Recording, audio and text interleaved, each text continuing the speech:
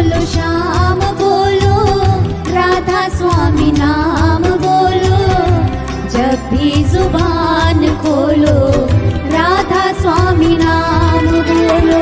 कहेंगे कि गुरुजी उसने तो ये बताया, मुश्किल हो जाएगी। ऐसा हुआ था, नानक साहब चले गए, मक्का मदीना में चले गए, और वहां जाके जब सत्संग करने लगे तो जब वहां के जो लोग थे उन्होंने नानक साहब की जो रूहानी बात सुनी, सुन के हैरान हो गए। अपने गुरु से जाके कहने लगे, जी आप तो कहते हो कि अंदर में ये चीज है, कि वो तो अनेकों अनेक पाताल बताते हैं, अनेकों अनेक आकाश बताते हैं, अनेकों अनेक वहां पुरियां भवन बताते हैं, आप तो कहते हो वहां एक ही जगह है। बोला कि ऐसा कौन है काफिर है, जाओ उसको पत्थर मारो। और पत्थर मारने के लिए भेज दिया, क्योंकि सच्चाई थी। जब वो पत्थर मारने के लिए गए तो जो ही पत्थर मारने लगे उनके हाथ वहीं के वहीं रुक गए, ऊपर के ऊपर पत्थर हाथ में, हाथ वहीं रुक गए। मुश्किल होगी। किसी ने जाके बताया कि आपके शिष्य इस तरह से कोई महापुरुष आए हैं और उनको पत्थर मारना शुरू कर दिया, लेकिन वो तो बुरी हालत होगी, वो कोई सिद्ध पुरुष है, उसने ऐसी शक्ति, उनको शक्ति से श्राप कोई दे दिया कि जिसके कारण उनके हाथ ऊपर ही रुक गए। जाके कहने लगे, उन्होंने भी सोच लिया, उन्होंने अपनी लाख कोशिश करी, उनके हाथ नीचे नहीं आए। नानक साहब से जाके बंदगी की, माफी मांगी, उनके हाथ नीचे आए, पत्थर हाथ से गिरे। कहने लगे कि आप ऐसे ऐसे कहते हो, कि बोले हाँ। बोला दूसरों को दिखा भी सकते हो? बोला क्यों नहीं, तत्ववेता थे, त्रिगुण रहित थे, घर के भेदी थे। बोले क्यों नहीं, दिखा सकता हूं।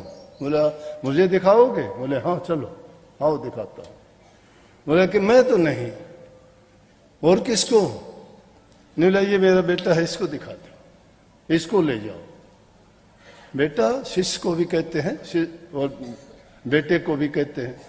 तो उसको नानक साहब ने कहा कि आंखें बंद करो, और आंखें बंद करे। जब उसकी सूरत को खींचा और उसकी सूरत को जब अंतर रूहानी मंडलों के अंदर लेके गए, तो वहां साथ नानक साहब और वो घूमते घुमाते सब पुरियों में, सब भवनों में, सब जहां सब मंजिलें उनको दिखाई जो रूहानी दर्जे थे, सब घुमा फिरा के बड़े खुश हुए।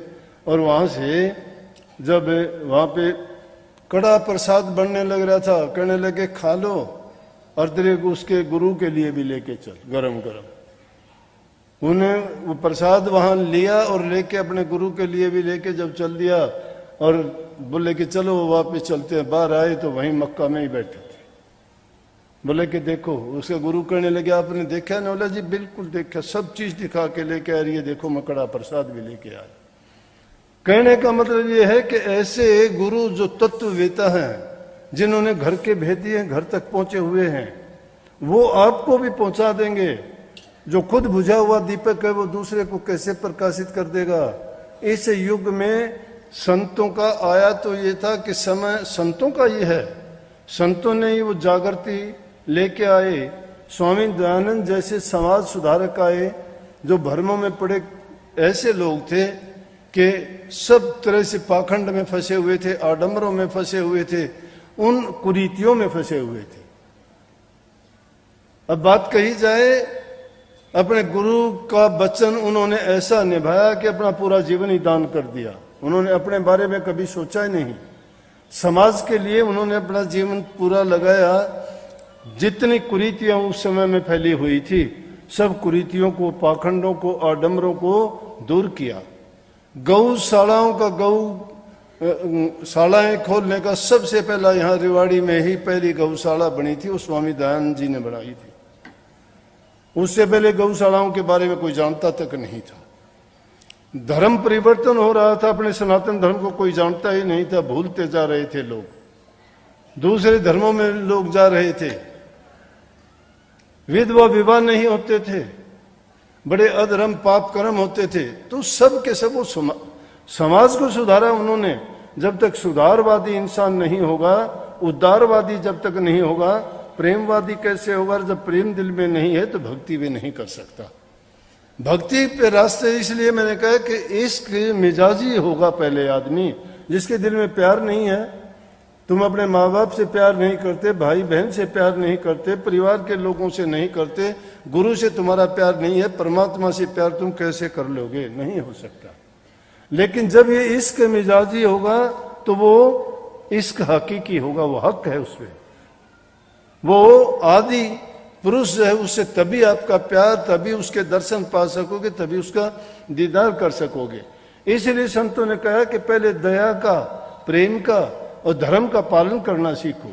धर्म किसी नाम का नाम ले दिया, ये राधा स्वामी है, ये बुद्ध धर्म है, ये जैन धर्म है, ये सिख धर्म है, अरे इस ईसाई धर्म है, ये मुसलमान, ये धर्म नहीं है, ये तो फिरके बने हुए हैं। धर्म तो एक ही है, मानव धर्म। और उस धर्म को जो इंसान समझ जाता है उसके अंदर सारी खूबियां आ जाती हैं। सब धर्मों ने एक ही प्रचार किया है कि किसी की बुराई ना करो, पाप कर्म ना करो, किसी का दिल ना दुखाओ, किसी की चीजों को तुम चोरी से, छीना झपटी से, हेरा फेरी से ना अपनाओ, अपने हक हलाल की कमाई करके खाओ, तुम्हारा हृदय मन शुद्ध होगा, तुम्हारा जीवन पवित्र होगा। दूसरे को जबान से दो, न तन से दो, न मन से दो। तीनों प्रकार से हमारे शास्त्रों का लेख है, मनसा वाचा कर्मना दुख काहू मत दे, ऐती रहनी जो रहे सोई शब्द रस ले। उस शब्द का रस अगर लेना चाहते हो तो